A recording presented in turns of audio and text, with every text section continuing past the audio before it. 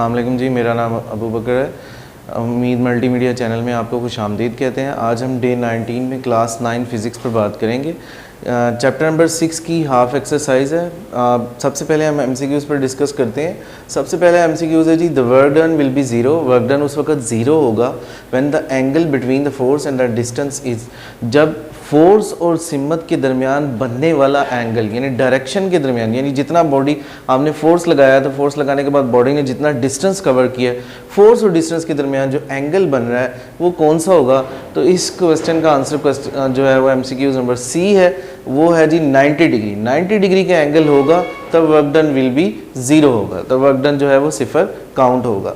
Number 2 जो option है वो बताता है कि जी, if the distance of the motion of the force, अगर फोर्स का जो डिस्टेंस है जब वो बॉडी मूव कर रही है वो perpendicular to the direction of the motion of the body, उस बॉडी की डायरेक्शन के यानी परपेंडिकुलर आ जाए यानी मतवाजी आ जाए, तो तब क्या होगा, तब इसकी ऑप्शन जो है, इसका ऑप्शन भी सी है यानी ज़ीरो होगा। अब नंबर 3 पे देखते हैं हम, if the velocity of the body become double, अगर किसी बॉडी की जो वेलोसिटी है वो 2 गुना कर दी जाए तो उसकी kinetic energy become 4th time हो जाती है, 4 गुना हो जाती है, तो उसकी काइनेटिक एनर्जी इंक्रीज हो जाती है। नंबर 4 पे आते हैं हम जी, the work done in the lifting of a bricks, एक ईंट को उठाने के लिए जो वर्क डन लगता है उसका जो मैस है ईंट का वो है 2 kg through a height of 5 metre, और हम उसे 5 मीटर की बुलंदी पर ज़मीन की सतह से ले गए हैं, तो उस पर बताना है कि उस पर कितना वर्क हुआ। तो उसका जो ऑप्शन है ऑप्शन नंबर डी 100 जूल इसका आंसर है। उसी तरह जो है वो एमसीक्यूज़ नंबर 5 है, the kinetic energy of the body.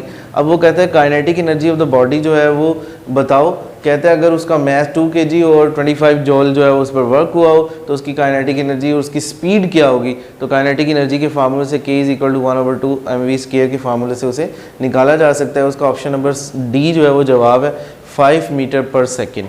इसी तरह ऑप्शन नंबर सी पर आते हैं हम।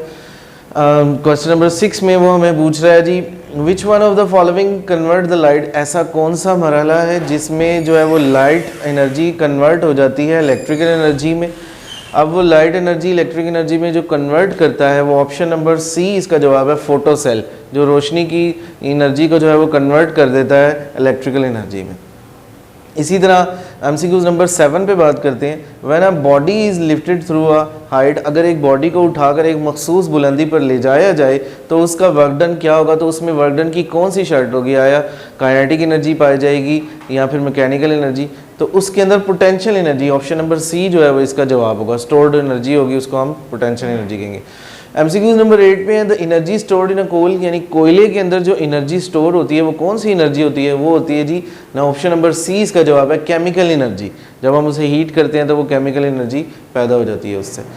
अब the energy stored in a dam, जब इन पानी जो है वो डैम के अंदर हम स्टोर करते हैं तो उसके अंदर कौन सी एनर्जी है, उसके अंदर ऑप्शन नंबर बी इसका जवाब है काइनेटिक एनर्जी होती है। ऑब्वियसली जब जो है वाटर मूव करता है टरबाइन के फैन पर गिरता है तो उससे इलेक्ट्रिक एनर्जी जो है वो पैदा होती है। वो वाली तमाम किस्म की एनर्जी जो मोशन की वजह से पैदा होती है यानी हरकत की वजह से पैदा होती है उसे काइनेटिक एनर्जी कहते हैं। इसी तरह एमसीक्यू नंबर 10 में इन मैस एनर्जी इक्वेशन, आइंस्टाइन की एक मैस एनर्जी इक्वेशन है E = mc², उसमें उसने पूछा हुआ है कि C किस चीज़ को जाहिर करा है। C जाहिर करता है जी स्पीड ऑफ लाइट को, ऑप्शन नंबर बी इसका जवाब है। इसी तरह जो है वो एमसीक्यू नंबर 11 है, रेट ऑफ डूइंग वर्क, किसी भी बॉडी का काम करने की शरह को क्या कहते हैं, काम करने की शरह को जो है वो हम पावर कहते हैं, ऑप्शन नंबर सी इसका जवाब है।